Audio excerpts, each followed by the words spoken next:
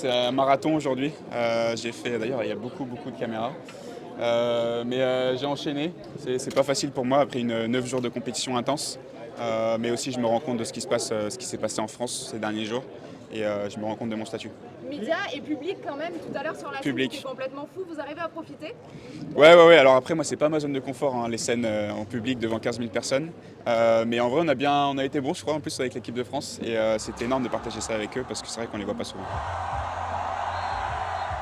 Comment on vit ça? Là, je suis un peu. C'est un peu bizarre en ce moment parce que je suis un peu entre les deux. Je suis en train de réaliser. Ça va mettre un peu de temps pour vraiment comprendre ce qui se passe. J'ai bien fait de ne pas être vraiment concentré sur mes courses cette semaine parce qu'effectivement, autour de moi, il y avait beaucoup de choses qui se passaient. Et je pense que quand j'aurai un temps pour vraiment réfléchir, être tranquille, ça va aller mieux. Comme cadeau, des vacances, une pause. Une vraie pause. J'ai bien négocié avec mon entraîneur. Je vais pouvoir avoir plus d'un mois et demi de vacances. J'ai pas pris ça depuis 5-6 ans. Donc je vais bien profiter. Et vous allez faire quoi? Je vais partir, je vais voyager. Moi j'ai regardé Manodou gagner à Londres en 2012, j'étais tout bébé, j'avais 10 ans. Il gagne à la une, il avait le sourire, il fait une course de dingue et je pense que je me suis beaucoup inspiré de lui, il a apporté énormément au sport. Et là on était en relais et je le vois partir à la fin, c'était génial.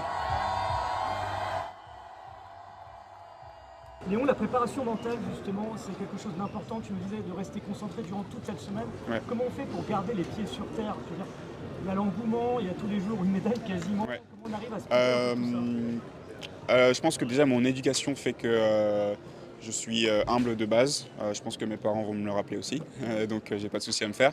Et donc j'ai les pieds sur terre, j'ai aussi des études à côté. La natation c'est pas ma vie de base, ça va peut-être le devenir maintenant parce que c'est quand même un gros changement.